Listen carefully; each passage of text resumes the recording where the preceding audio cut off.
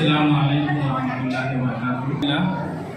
আজকে আমাদের সামনে যিনি সম্মানীয় স্পিকার আছেন, উনি গুজরাট থেকে এসেছেন, ডক্টর মুফতি সাজিদ ফালাহি সাহেব। ওনার সংক্ষিপ্ত পরিচয় আমি এখন করিয়ে নিচ্ছি, কারণ এখন তো মাগরিবের সময় খুব কাছাকাছি। আমরা নামাজের জন্য একটু ব্রেক রাখবো 10-15 থেকে 20 মিনিট, বেশিক্ষণ না, 15 মিনিট। তো ইন্ট্রোডাকশানটা একটু করিয়ে রাখি। ডক্টর মুফতি সাজিদ ফালাহি সাহেব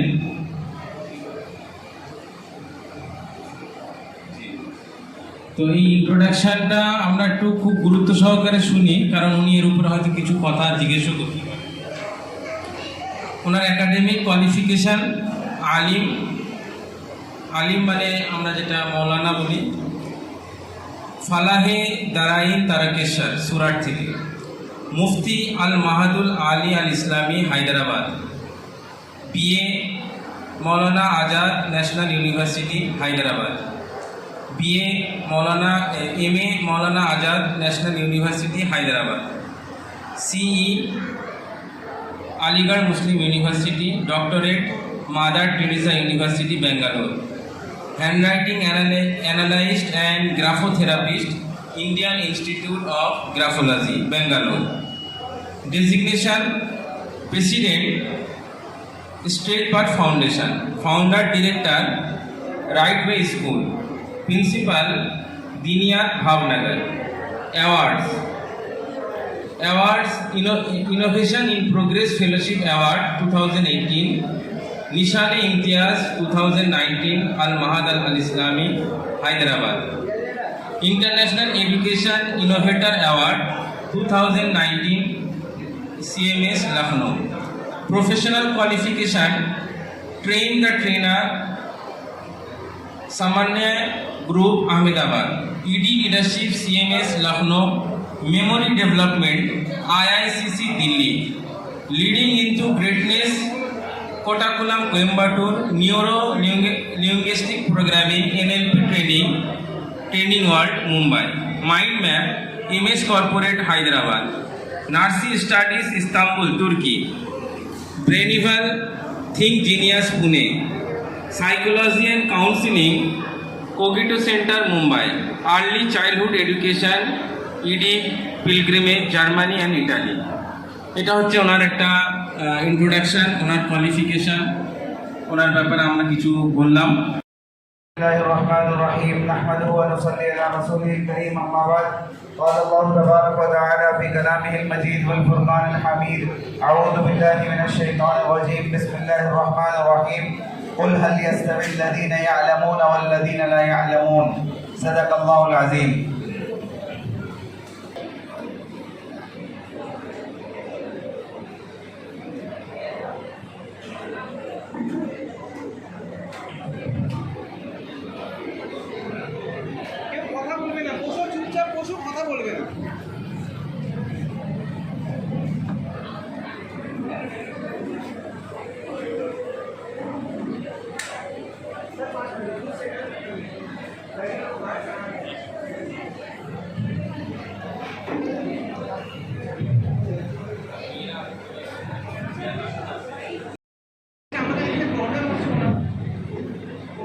পরিচালনা করবে ঠিক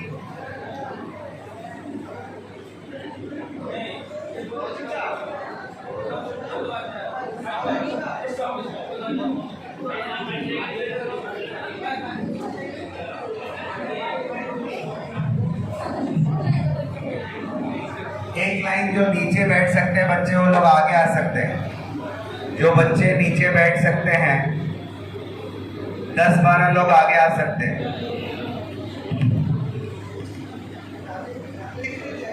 हो गया ना, बाकी तो कर लो, बाद में चालू कर दे। हो गया? हिंदी समझ में आती है कि इंग्लिश में? बंगाली मेरे को नहीं आती है। समझ में आती है?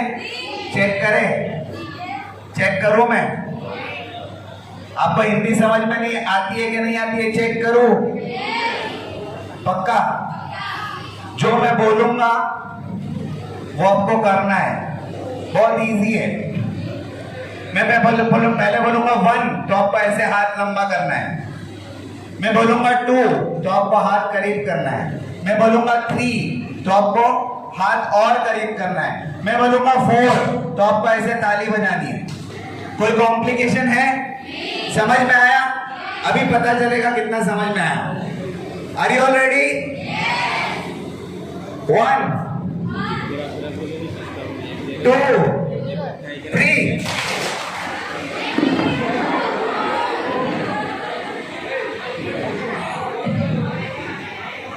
नहीं आती है। मैंने क्या बोला था? 4 उसके बाद आपने 3 पे क्यों किया? मैंने बोला था जो मैं बोलूंगा वो करो, जो मैं करूंगा वो करो, ऐसा नहीं बोला था मैंने क्या बोला था?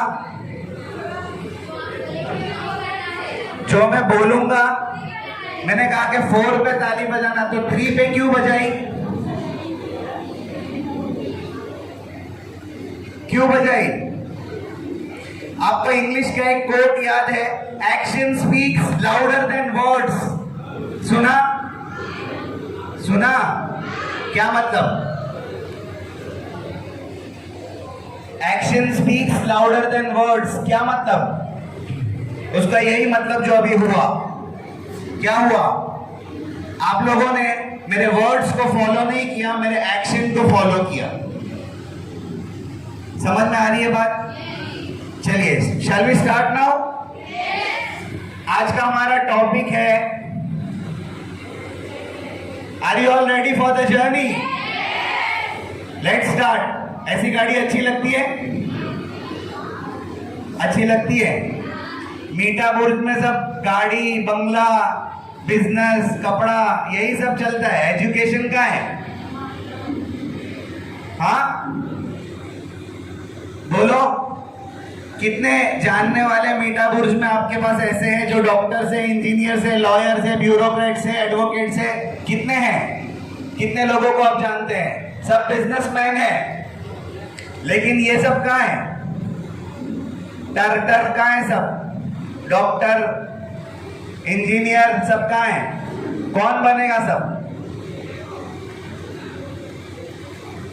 अल्लाह ना करे अगर कोई ऐसा वक्त मीठा बुर्ज पे आता है कि आपको ये कहा गया कि भाई कपड़े की तिजारत, जो बिजनेस आप लोग करते हैं वो बैंड अब आप लोग नहीं कर सकते हो, फिर क्या करेंगे आप? फिर क्या करेंगे? What is the second option? Do you have any second option? है कोई? अगर आपके घर में 2 बिजनेसमैन के साथ एक डॉक्टर है, एक इंजीनियर है, एक लॉयर है, एक एडवोकेट है, ब्यूरोक्रेट है, आईएएस ऑफिसर है, तो आपके पास सेकंड ऑप्शंस है। और अगर नहीं है तो आपके पास कोई सेकंड ऑप्शन नहीं है। You have to prepare for second option. आप लोगों को यहाँ पर इसीलिए बुलाया गया है कि अब आप लोग यहाँ जितने बैठे हैं सेकंड ऑप्शन बनेंगे। Are you all ready for it? जोर से एकदम। जितने यहाँ पर बैठे हैं ये कम से कम डॉक्टर, इंजीनियर बनने के बारे में सोचेंगे। ठीक है? हम अपने एफर्ट्स लगाएंगे, रिजल्ट्स अल्लाह के हाथ में है, लेकिन हमसे जितना हो सकेगा हम लोग करेंगे। Are you all ready? चलिए, ये आज का हमारा टॉपिक है, गेट सेट एंड गो। तो रेडी है आप लोग इसके लिए? ये हमारा ट्रैक है। हम लोग जो बात करने वाले हैं, जिस टॉपिक पर बात करने वाले हैं, जो चीज ये लेने वाले हैं हम लोग, ये हमारा ट्रैक है। क्या क्या टॉपिक है हम लोग? कितना टाइम है हमारे पास? 8:30, 1.5 घंटा है हमारे पास। 1.5 घंटे में हम लोग ये टॉपिक्स कवर करेंगे। सबसे पहले winners and losers, goal setting, belief system, skill and bill, role model, time management, vision chart and the key to जन्ना। ये जितने टॉपिक्स हमारे हो जाएंगे उसमें हम लोग कवर करेंगे। तो पहले टॉपिक्स के साथ हम लोग स्टार्ट करें। विनर्स एंड कौन है आप लोग? फिर से टेस्ट करना पड़ेगा। चलिए, अगर आप लोग विनर्स है, you must have some qualities in you. कुछ सिफात है जो आपके अंदर होनी चाहिए, तो आप अपने आप को विनर्स कह सकते हैं। विनर्स की थिंकिंग प्रोसेस, देखिए विनर्स वो आदमी नहीं है जो हमेशा जीतता रहता है, he is not a winner. और लूजर वो आदमी नहीं है जो हमेशा हारता रहता है। लूजर वो आदमी है जो हारने के बाद दोबारा खड़ा होना नहीं चाहता, वो दोबारा वापस जीतने की कोशिश नहीं करता, वो दोबारा इस बात के एफर्ट्स नहीं करता कि मैं पिछली मर्तबा हार गया तो क्या हुआ, मैं नेक्स्ट टाइम जीत सकता हूं। वो लूजर है। हम लोगों को विनर्स और लूजर्स नहीं चाहिए, हम लोगों को विनर्स की मेंटालिटी चाहिए, विनर्स की थिंकिंग चाहिए। उनका प्रोसेस, उनका थॉट प्रोसेस कैसे काम करता है, हम लोगों को वो देखना है। तो आर यू ऑल रेडी? मैं बार बार पूछूंगा, मुझे इंटरेक्टिव क्लासेस पसंद है, आप लोगों का जवाब आना चाहिए। मेरे को ऐसा लगेगा कि भाई बीच में आप लोग थक गए तो मैं भी बंद कर दूंगा। सही समझ में आया? चलिए, सबसे पहले हम लोग थॉट प्रोसेस देखेंगे, विनर्स एंड लूजर्स के थॉट प्रोसेस कैसे होते हैं। ये मेरा छोटा सा इंट्रो है, आप लोगों को बहुत ज्यादा देने की जरूरत नहीं है, कुछ क्वालिफिकेशंस है। ये इस वजह से ताकि आप लोग भी उस हाइट तक जा सको, आप लोग भी वहां तक जा सको। मैं आलिम हूँ, मुफ्ती हूँ, बीए किया, एमए किया, डॉक्टरेट किया, अलीगढ़ से पढ़ा, मैं इस्तांबुल गया, मैं जर्मनी गया, इटाली गया, यहाँ से बहुत सारे डिफरेंट कोर्सेस मैंने किए। एनएलपी किया, एनएलपी कोई जानता है? ये neuro linguistic programming, handwriting analyst कोई जानता है क्या होता है? क्या जानते हो? हैंडराइटिंग देख के क्या करना? राइट, बोलिए।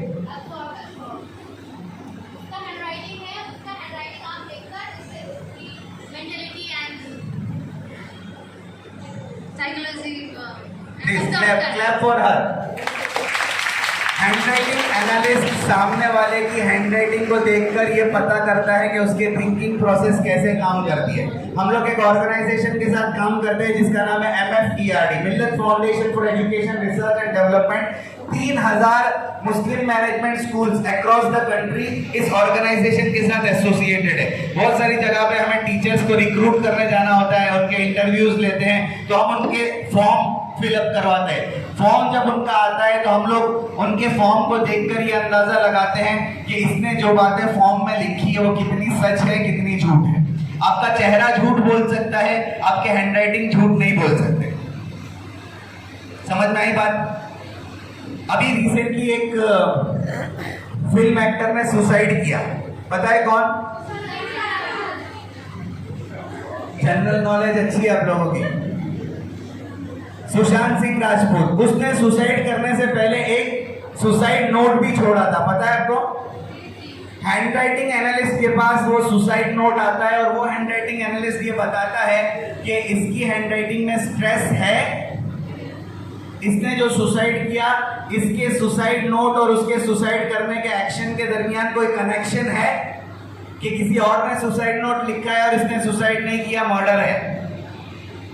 ये सब जो बुद्धि होती है ये एक हैंडराइटिंग एनालिस्ट सॉल्व करता है। और ग्राफोथेरेपी एक थेरेपी है जिसके जरिए से स्ट्रेस वगैरह दूर किया जाता है। तो ये एक कोर्स है।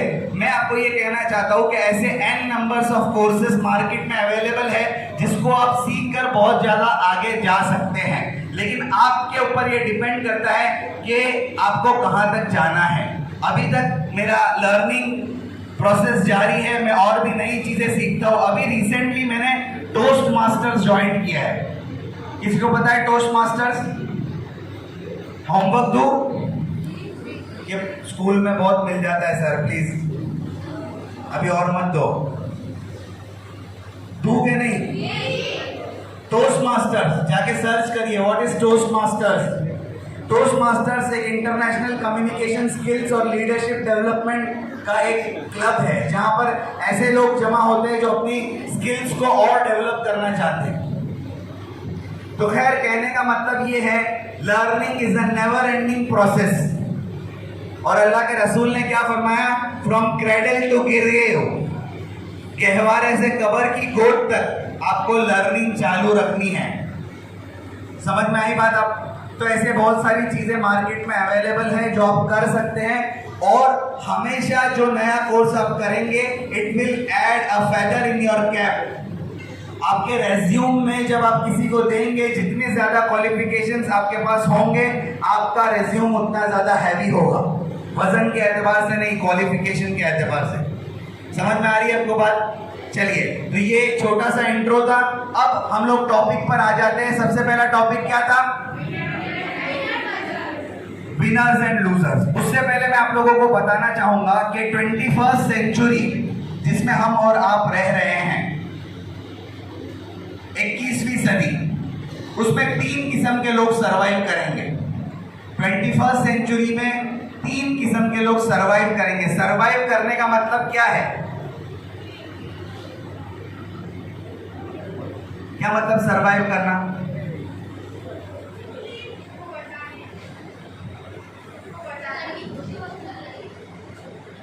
ये आप लोग दूसरी बार अटेंड कर रहे हैं, पहली मर्तबा वो सेशन में भी थे। कौन कौन है ऐसा? क्यों?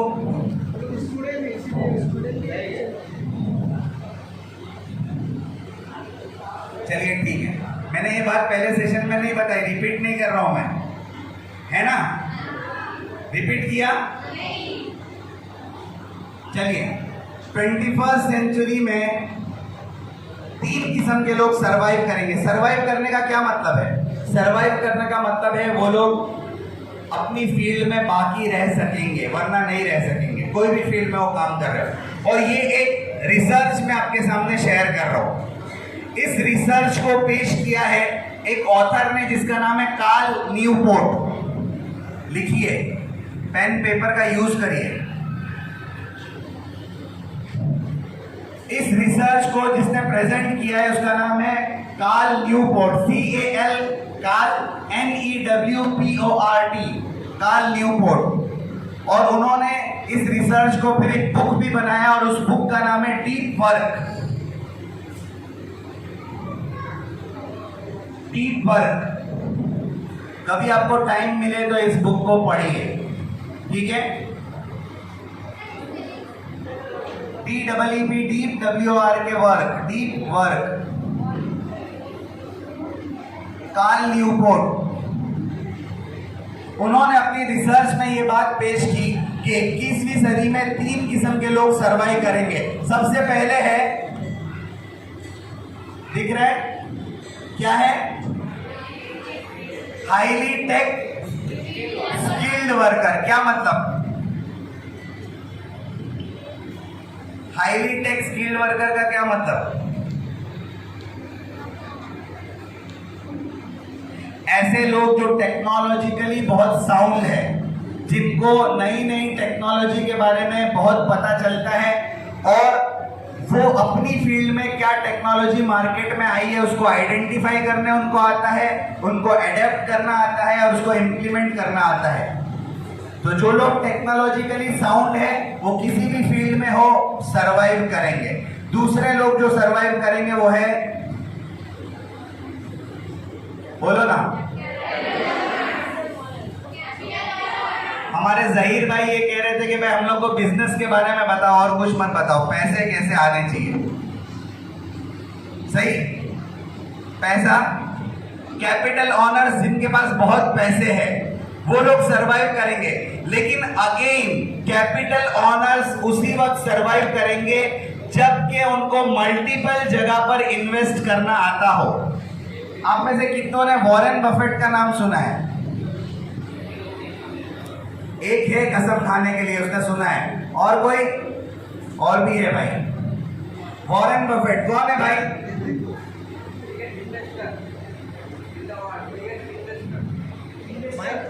Biggest investor in the world. ठीक है, करीब करीब है। One of the richest person of the world है Warren Buffett. One of the richest person of the world है वॉरेन बफेट। दुनिया भर के बड़े बड़े इन्वेस्टर वॉरेन बफेट से मशवरा लेते हैं कि कैसे उनको बिजनेस करना है। उनका एक कोट है, बहुत अच्छा कोट है। उनका कोट है, don't pull all the eggs in one basket. क्या मतलब? Anyone? Don't pull all the eggs in one basket, क्या मतलब?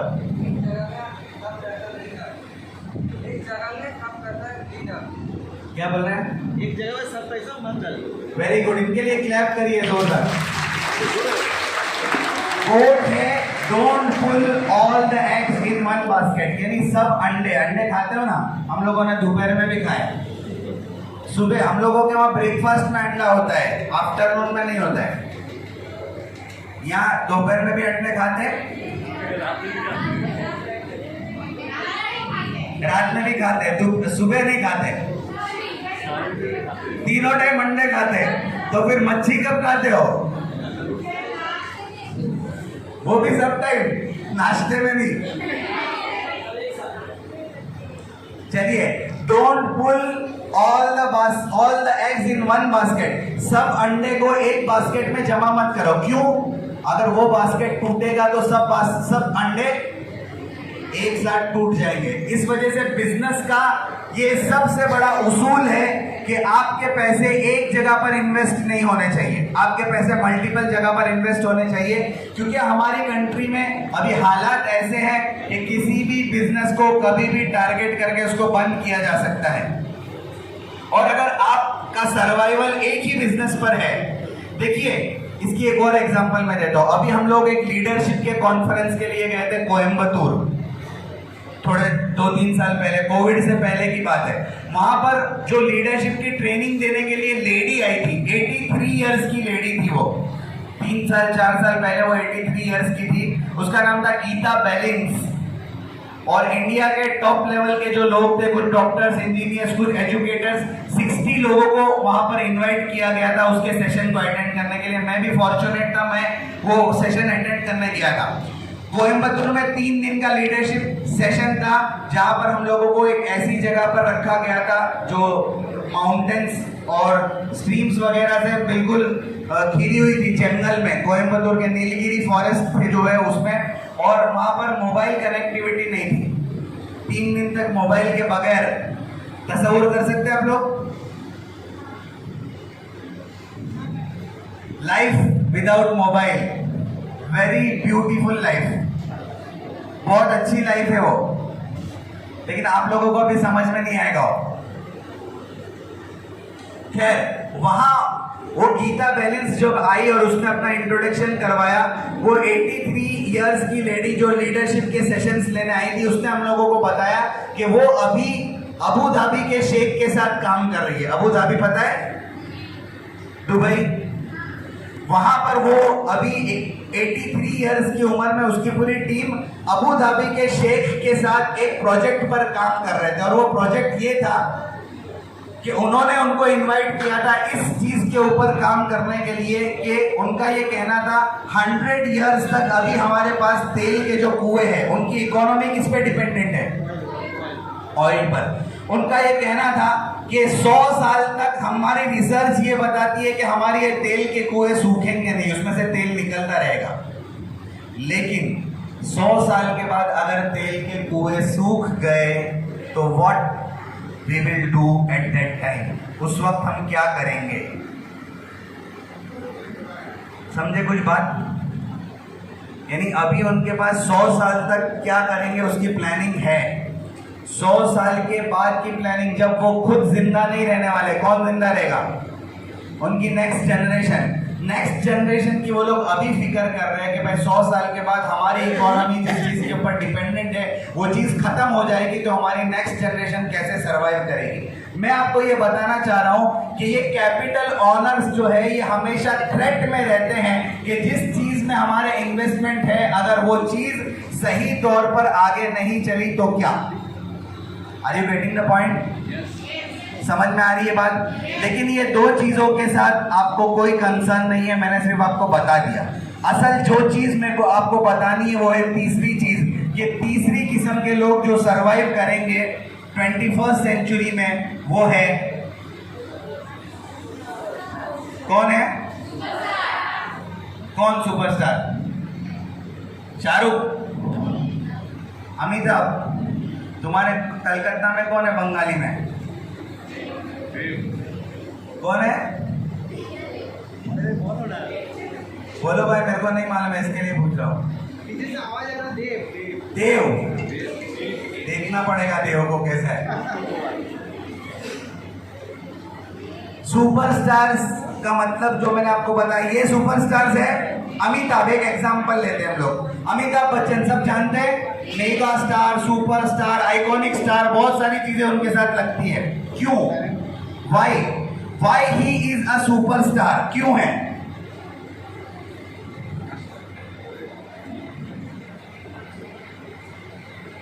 बोलो भाई, अमिताभ बच्चन सुपरस्टार क्यों है? 60 अबाउ हो गया है वो आदमी, लेकिन इसके बावजूद यंग एक्टर्स को वो टफ कंपटीशन देता है। समझ में आई बात? उसकी फील्ड में वो बेस्ट ऑफ द बेस्ट है, उसका कोई मुकाबला नहीं कर सकता है। थर्ड आदमी जो आज सरवाइव करेगा वो है सुपरस्टार। आपको अपनी फील्ड का सुपरस्टार बनना है। आज मीडियोकर लोगों की दुनिया में कोई वैल्यू नहीं है। काम चलाओ जिसको बोलते हैं ना, जैक इन ऑल फील्ड्स, ऐसे लोगों की दुनिया में कोई वैल्यू नहीं है। अगर आपको सरवाइव करना है, आपको अपनी फील्ड का सुपरस्टार बनना है। अगर आप आलिमा है तो बेस्ट आलिमा बनना है, अगर आप मौलवी है तो बेस्ट मौलवी बनना है, आलिम है तो बेस्ट बनना है, आप टीचर है तो बेस्ट बनना है, आप साइकियाट्रिस्ट है तो आपको बेस्ट बनना है। आपकी फील्ड में आपसे बेटर आपके इलाके में कोई दूसरा ना हो, ऐसा आपको बनना पड़ेगा, तब आप सुपरस्टार है। अगर आप स्टूडेंट है तो बेस्ट बनना है। Are you getting the point? ये सुपरस्टार है। तो अगर आपको सरवाइव करना है, 21st सेंचुरी में आगे बढ़ना है, तो you must be a superstar. ठीक है? और सुपरस्टार्स लोगों की जो विनर्स और लूजर्स की मेंटालिटी होती है, मैं उसको आपके सामने जल्दी जल्दी शेयर करूंगा। सबसे पहले विनर्स और लूजर्स में, विनर्स की मेंटालिटी क्या होती है और लूजर्स की मेंटालिटी कैसी होती है, मैं 10 पॉइंट्स आपके साथ शेयर करूंगा, और बीच में 2-3 पॉइंट्स के बाद कुछ वीडियोस भी आपको दिखाऊंगा जो आपको इन पॉइंट्स के साथ कनेक्ट कर सके। मेरे को माइक चाहिए, ठीक है? समझ में आई? सबसे पहली क्वालिटी जो विनर्स में होती है वो है, जोर से पढ़िए जल्दी फटाफट।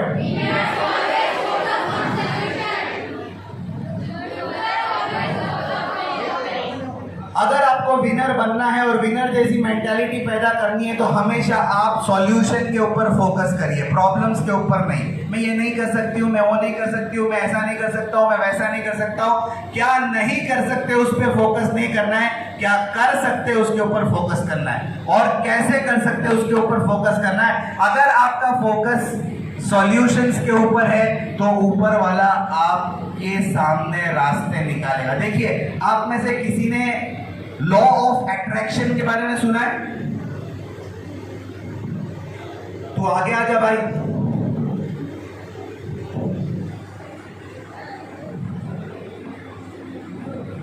लॉ ऑफ अट्रैक्शन के बारे में सुना है?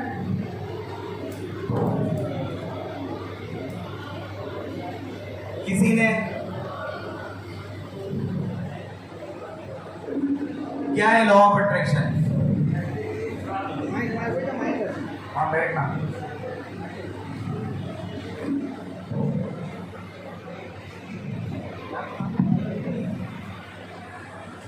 ऐसी चीज जो आप दिल से हमेशा चाहते हो डेली।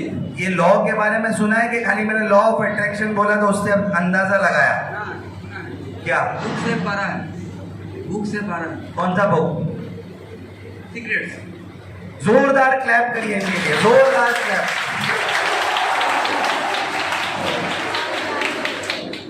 बिल्कुल सही जवाब। सीक्रेट्स एक बुक है जिसके अंदर लॉ ऑफ अट्रैक्शन के बारे में बताया गया है। लॉ ऑफ अट्रैक्शन बहुत सिंपल लैंग्वेज में आपको समझाता हूं। आदमी जिस चीज के बारे में ज्यादा सोचता है वो चीज उसकी तरफ अट्रैक्ट होती है। समझ में आए? नहीं, मैं सोचते पैसा, बिजनेस बिजनेस बिजनेस, पैसा जल्दी आ जावे तो क्या आएगा? क्या आएगा? पैसा आएगा। जिस चीज के सामने आप फोकस करेंगे, जिस चीज की तरफ आप देखेंगे वो चीज अट्रैक्ट होगी। अगर आप सॉल्यूशंस को फोकस करेंगे, सॉल्यूशंस अट्रैक्ट होंगे, और अगर आप प्रॉब्लम्स पर फोकस करेंगे, प्रॉब्लम्स अट्रैक्ट होंगे। Are you getting the point? Winners हमेशा जो है सॉल्यूशंस पर फोकस करते हैं, वो कभी भी फोकस नहीं करते हैं प्रॉब्लम्स की तरफ। समझ में आ गई इतनी बात? तो आप लोग लिख रहे हैं ना, विनर्स सबसे पहली क्वालिटीज है, विनर्स फोकस करते हैं सॉल्यूशंस की तरफ, फोकस नहीं करते हैं प्रॉब्लम्स की तरफ। सेकंड क्वालिटी विनर्स की जो है वो है, जोर से बोलिए, winners are confident and losers are self doubt. Confidence का लेवल विनर्स का हमेशा हाई होता है, चाहे वो हार जावे, लेकिन कॉन्फिडेंस डाउन नहीं होता है। और जो लूजर होता है वो हमेशा शक में रहता है, यार मैं कर पाऊंगा कि नहीं, या मेरे से हो सकेगा कि नहीं, या मेरे से ये काम क्यों होता नहीं है। इस तरीके के सेल्फ डाउट में रहता है लूजर। और विनर हमेशा ये सोचता है कि भाई मैं इरादा कर चुका हूं कि मुझे करना है तो मुझे करना है, चाहे कुछ भी हो जाए। कॉन्फिडेंट का लेवल विनर्स का हमेशा हाई होता है। तो विनर्स अगर आप बनना चाहते हैं तो हमेशा कॉन्फिडेंस का लेवल हाई रखिए, और अगर आप लूजर है तो हमेशा आप किसी चीज में सेल्फ डाउट में लगे रहेंगे कि यह होगा कि नहीं होगा। तो आपको विनर्स की मेंटालिटी पैदा करनी है, कभी भी सेल्फ डाउट में मत रहिए, आप कॉन्फिडेंट का लेवल अपना हाई करिए। तीसरी चीज जो विनर्स के अंदर होती है वो है, जोर से,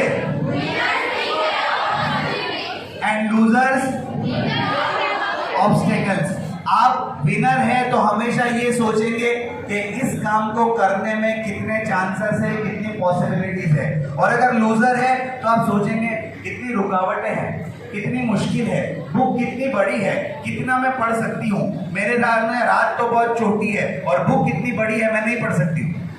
आप हमेशा ऑब्स्टेकल्स के बारे में सोचेंगे अगर आप लूजर है, और अगर आप विनर है तो हमेशा पॉसिबिलिटीज के बारे में सोचेंगे। आप सोचेंगे कि भाई 300 पेजेस की बुक्स है, मैं एक सीटिंग में 50 पेजेस पढ़ सकती हूँ, तो मुझे 300 पेजेस पूरे करने के लिए कितनी सीटिंग करनी पड़ेगी, तब मैं उसको पूरा कर सकूंगी। लेकिन मैं पॉसिबल है इसको करना, मैं उसको करूंगी और इसको कैसे भी खत्म करूंगी। समझ में आई बात? ये विनर्स और लूजर्स की मेंटालिटी है। अब मैं आपको एक वीडियो दिखाता हूं जो आपको बताएगा ये 3 चीजों के बारे में। अभी तक मैंने कौन से 3 चीजें बताई? पहली चीज क्या है? Winners focus on. दूसरी, विनर्स का कॉन्फिडेंट लेवल बहुत हाई होता है। तीसरी, पॉसिबिलिटीज को देखते हैं और ऑब्स्टेकल्स को नहीं देखते। माइक देते हैं वहां।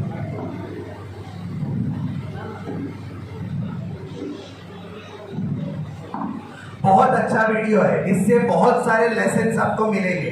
इस वीडियो को बहुत गौर से देखिए, और इस वीडियो में कितने लेसन्स हैं वो आप नोट डाउन करिए। मैं आपको वीडियो के बाद पूछूंगा कि आपने इस वीडियो में कितने लेसन्स को नोट डाउन किया। Are you all ready?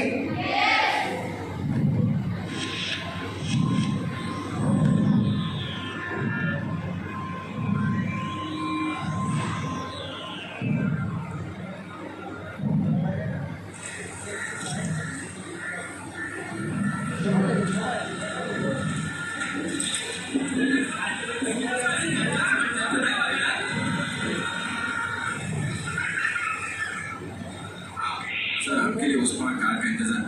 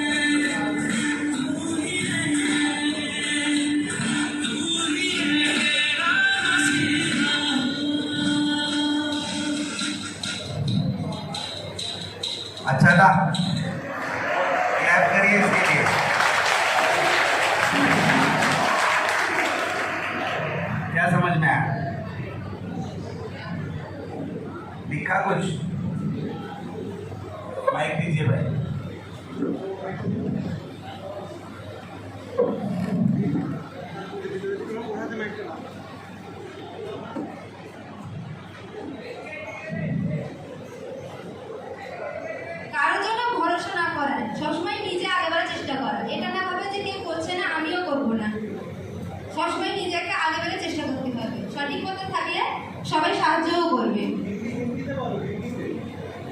चलेगा और हिंदी में बोलने में शाम हो जाएगी। बताओ भाई, ट्रांसलेट करो क्या बोला इन्होंने। किसी के ऊपर डिपेंड नहीं करना चाहिए, खुद को वो काम करना चाहिए कि ये नहीं सोचना चाहिए जो दूसरा करेगा तो हम करेंगे। Very good. और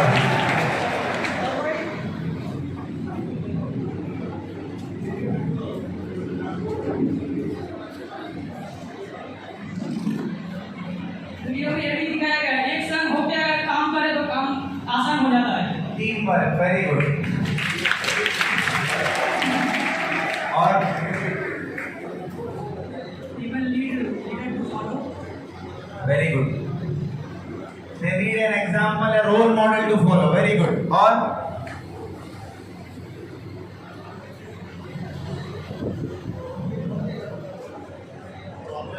प्रॉब्लम से डरना नहीं चाहिए और अपना मैक्सिमम एफर्ट देना चाहिए। Very good. और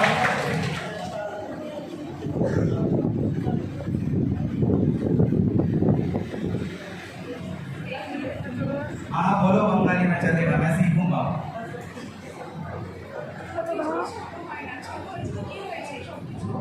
और दूसरे लोगों को सुनाई देना चाहिए था।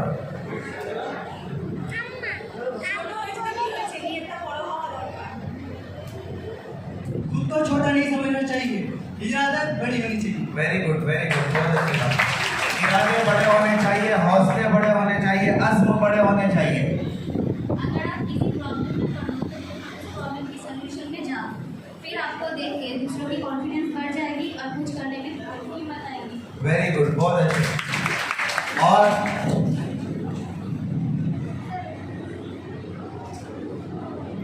आप लोगों को जो 3 पॉइंट्स मैंने बताए विनर्स के, उसमें से क्या दिखा आप लोगों को इसमें?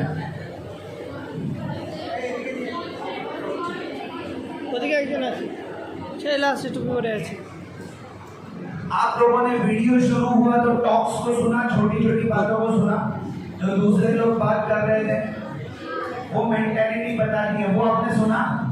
क्या था वो? एक लड़की रिक्शा में बैठकर ये बोल रही थी आई हेट दिस कंट्री।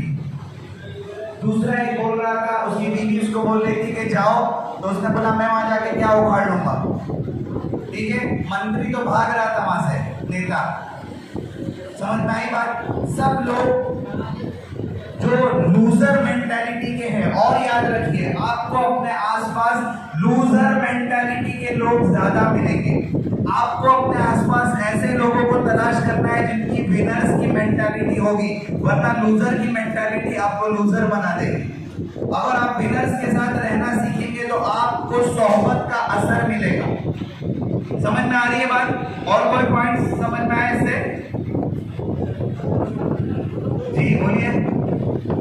নিজের মানসিকতাকে গড়ে তুললে অনেক বাধা আসবে, সেই বাধাকে দেখে ভয় করলে চলবে না, নিজের বাধার সাথে লড়ে নিজের মানসিকতার দিকে दौड़े।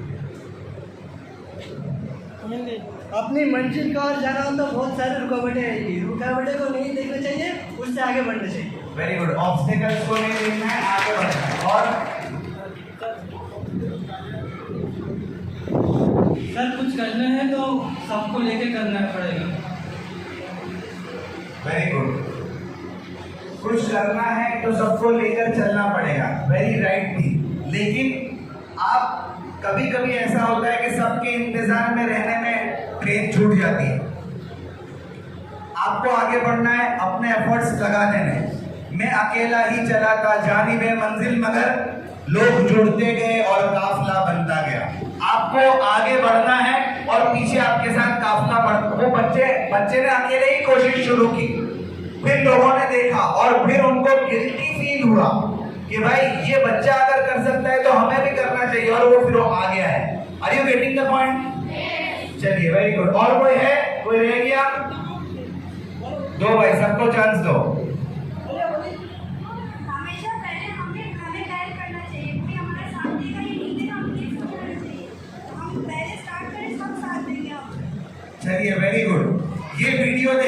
बाद और इतनी चीज होने के बाद और आप लोग सबके अंदर जो जिस तरीके से आप लोग बोल रहे हैं, इस बात का एहसास हो रहा है कि आपके कॉन्फिडेंस के लेवल में इजाफा हो रहा है, आपका कॉन्फिडेंस लेवल बढ़ रहा है और बढ़ेगा अगर आप प्रॉब्लम्स की जगह सॉल्यूशंस के ऊपर फोकस करते रहेंगे। 3 चीजें मैंने आपको बताई है, 3 चीजें समझ में आ गई, ये वीडियो समझ में आ गया। आगे चले हम लोग विनर्स की mentality number 4। One positive action thought can change everything. Very good. एक पॉजिटिव एक्शन आपने आगे बढ़कर किया तो बहुत सारी चीजें तब्दील हो जाएगी। Thank you very much. चौथी चीज क्या है? विनर्स की जो चौथी क्वालिटी वो क्या है? Winner is crazy to do his work and loser is lazy to do his work. अगर आप विनर है तो हमेशा आप इस बात की कोशिश करेंगे कि मैं उस काम को कैसे खत्म करूं। आपके अंदर एक पागलपन, एक जुनून सवार रहेगा कि कैसे मैं उस काम को खत्म करूं। और अगर आप लूजर मेंटालिटी के आदमी हैं तो आप सोचेंगे यार कल करेंगे, कल करेंगे। प्रोकास्टिनेशन पता है आपको क्या मतलब प्रोकास्टिनेशन का? क्या? लेजीनेस, कल करना। आज नहीं, मैं कल करूंगा, आज की बात को कल के ऊपर डाल देना, इसको बोलते हैं प्रोकास्टिनेशन। और प्रोकास्टिनेशन के ऊपर अगर आपको एक बहुत अच्छी बुक पढ़ने की हैबिट है आपके अंदर, बताओ मैं बुक्स के नाम आपको। प्रोकास्टिनेशन के ऊपर एक बहुत अच्छी बुक है और उस बुक का नाम है, बहुत अजीबोगरीब नाम है।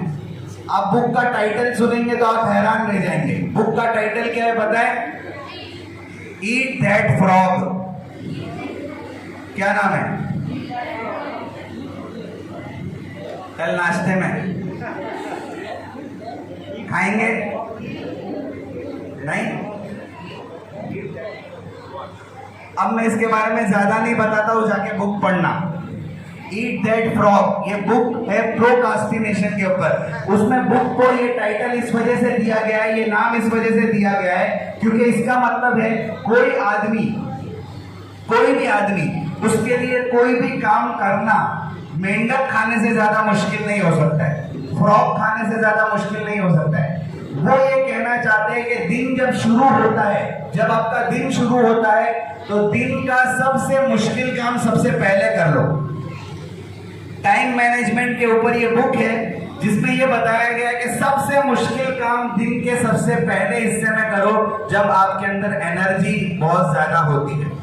और फिर एक मर्तबा सबसे मुश्किल काम आपने कर दिया तो बाकी के काम धीरे धीरे धीरे धीरे होते जाएंगे। लेकिन अगर आपने मुश्किल काम को टाला कि मैं बाद में करूंगा, तो वो मुश्किल काम के नहीं होने की वजह से आसान काम भी आप नहीं कर पाओगे, तो आपके मुश्किल काम भी रह जाएंगे और आसान काम भी रह जाएंगे। खैर, एक दूसरा टॉपिक है, उसको बुक को जाकर पढ़ना।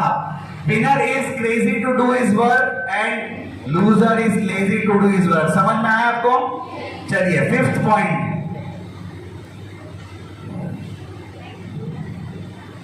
Winners convert dream into reality and losers convert reality into dream. Dream, ये वर्ड सुना कितनी बार? बहुत बार। इस लफ्ज के बारे में कितना जानते हो आप? ड्रीम के बारे में क्या क्या जानते हो, कितना जानते हो ये, और इसके बारे में आपने कितनी रिसर्च की है एक लफ्ज के बारे में? नहीं सर, वो तो सुन लिया बस, खाओ, इसके अलावा कुछ भी नहीं मालूम है जी। स्टूडेंट्स में कोई है, स्टूडेंट्स में से कोई जिसने ड्रीम के बारे में कुछ रिसर्च किया हो?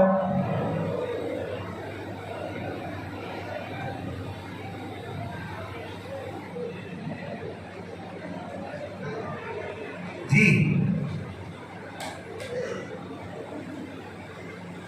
कुछ किया कभी? ड्रीम बहुत अहम चीज है और इसको आपको बहुत समझना है तो सूरह यूसुफ पढ़िए जाकर। सूरह यूसुफ सुना? सूरह यूसुफ जाकर पढ़िए, सूरह यूसुफ का पूरा बेस ड्रीम पर है। और अल्लाह ताला ने हजरत यूसुफ अलैहिस्सलाम को ड्रीम, ख्वाब की ताबीर बतलाने की सलाहियत दी थी। बहुत वास्ट टॉपिक है ड्रीम। और ख्वाब हकीकत होते हैं, ख्वाब की बहुत सारी किस्में होती है, ठीक है। बताओ, अभी उसके अंदर चले जाऊंगा तो ये सब रह जाएगा, क्या करूं? तो 10 बजे तक बैठेंगे ना?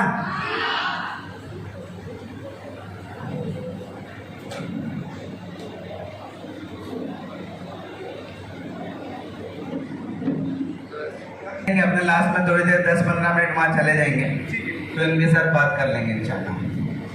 चलिए जी, ड्रीम्स 3 किस्म के ख्वाब होते हैं। एक को कहते हैं अज़गास व अहलाम, वो ख्वाब जो शैतान की तरफ से आते हैं, बहुत बुरे ख्वाब, गंदे ख्वाब जो आते हैं, ये शैतान की तरफ से आते हैं। अज़गास व अहलाम जिसको कहते हैं, वो ख्वाब की कोई हकीकत नहीं होती है, वो बुरे ख्वाब होते हैं, उसको भूल जाना चाहिए। दूसरी किस्म का ख्वाब होता है जिसको कहते हैं हदीस नफ्स। हदीस नफ्स का वो मतलब है, मैं बार बार ज़हीर भाई का एग्जांपल दूं, पूरा दिन पैसा पैसा पैसा किया तो रात में भी पैसा ही दिखा। हदीस नफ्स का मतलब है आदमी ने पूरा दिन जो काम किया वो चीज उसके दिमाग के ऊपर इतनी सवार हो जाती है कि वो रात में सोता है तो भी उसको वही दिखता है। समझ में आई बात? इसको कहते हैं हदीस नफ्स। और तीसरी किस्म है रुया सालिहा, जो अल्लाह की तरफ से ख्वाब होते हैं और जो नबियों को अल्लाह तबारक व तआला दिखाता है। नबी का ख्वाब कभी झूठा नहीं होता, लेकिन हम जैसे इंसानों को भी अल्लाह तबारक व तआला कभी कभी ख्वाब दिखाते हैं जो सच्चे होते हैं, ठीक है। और अलग अलग किस्म के ख्वाब होते हैं, उनकी अलग अलग ताबीरें होती है, और ये बहुत वास्ट फील्ड है। हमारे जमाने में ख्वाब की ताबीर में जो सबसे ज्यादा माहिर समझे जाते हैं, उनका भी इंतकाल हो गया, बहुत जमाना हो गया, उनका नाम है मोहम्मद बिन सीरीन।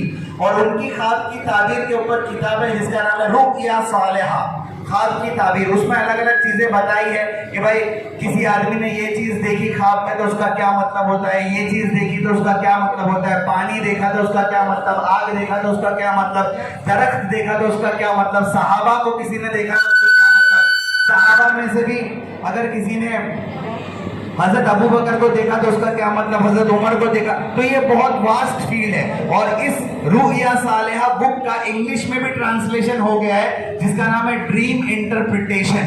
अगर किसी को इंग्लिश में वो बुक चाहिए तो गूगल पे अवेलेबल होगी, आप देखिए, उसका नाम है ड्रीम इंटरप्रिटेशन। तो ये ख्वाब की पूरी दुनिया है। लेकिन एक कोट है ख्वाब के बारे में जो एपीजे कलाम साहब ने कहा है, जो मेरा फेवरेट कोट है। किसी को पता है कलाम साहब का वो कोट जो उन्होंने ख्वाब ड्रीम के बारे में कहा है?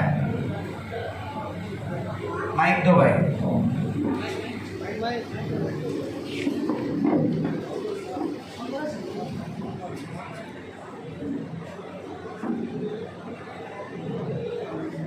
ख्वाब वो नहीं है जो आप सोते आंखों से देखते हो, ख्वाब वो है जो आप जागते हुए आंखों से देखते हो। वेरी गुड, क्लैप करिए।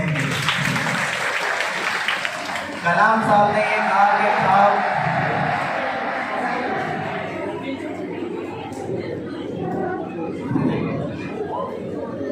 वो नहीं है जो आप सोते हुए देखते हो, ख्वाब वो है जो आपको सोने नहीं देते। किसी चीज का ख्वाब आपने देखा तो आपको उस वक्त तक नींद नहीं आएगी जब तक आप उस ख्वाब को पूरा ना कर लो। आपने डॉक्टर बनने का ख्वाब देखा तो जब तक आप डॉक्टर नहीं बनेंगे आपको चैन की नींद नहीं आएगी। आपने इंजीनियर बनने का ख्वाब देखा, जब तक आप नहीं बनते आपको चैन की नींद नहीं आएगी। तो ख्वाब वो नहीं होते जो आपको सोते हुए नजर आते हैं, बल्कि ख्वाब वो होते हैं जो आपको सोने नहीं देते। समझ में आया? तो ये विनर्स जो होते हैं वो अपने ख्वाबों को रियलिटी में तब्दील करने की मेहनत करते हैं, और जो लूजर्स होते हैं वो अपनी रियलिटी को भी ख्वाब बना देते हैं। तो ये लूजर्स और विनर्स की मेंटालिटी है। नंबर 6 बोलिए जल्दी से। Winners always look commitment, losers always look comfort. Commitment ऐसी चीज है कि अगर किसी ने कर दिया तो वो काम उसको पूरा करना है। आपने कमिटमेंट अपने आप से किया कि भाई मैं डॉक्टर बनूंगा, इंजीनियर बनूंगा, लॉयर बनूंगा, तो उस कमिटमेंट को फुलफिल करने की आपके अंदर ताकत होनी चाहिए। और लूजर जो होता है ये कमिटमेंट को नहीं देखता है, कंफर्ट देखता है कि भाई आराम से मैं कोई काम कर सकता हूं तो वो करूंगा वरना नहीं करूंगा। समझ में आई बात? समझ में आई आपको बात? आपको ये तय करना है कि आप विनर वाली मेंटालिटी के हैं कि लूजर वाली मेंटालिटी की। अगर विनर की मेंटालिटी है आपकी तो आपको पढ़ाई इतनी अच्छी करनी है। आपने कमिटमेंट किया अपने आप से कि भाई मुझे 90% लाना है, तो उसके लिए दुनिया को और सितारे, दुनिया, आसमान और दुनिया को सबको एक कर देना पड़ेगा और फिर आपको मेहनत करनी पड़ेगी ताकि आप वो अचीव कर सके। कमिटमेंट बहुत बड़ी चीज है। इरादा, अज़्म आपने किसी चीज का कर लिया तो वो आपको फुलफिल करना है। और जिन लोगों ने अपनी जिंदगी में बड़ा अचीव किया उन्होंने ये विनर्स की मेंटालिटी को अपने सामने रखा। इसके कुछ एग्जांपल्स है, मैं आपको दिखाता हूँ। वो रखिए माइक।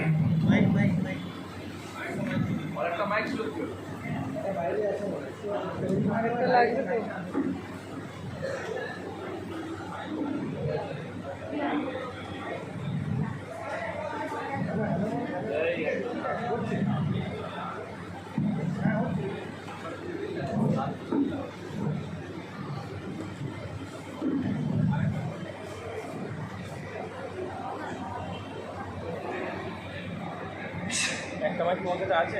একটা মাইক আছে তোমার?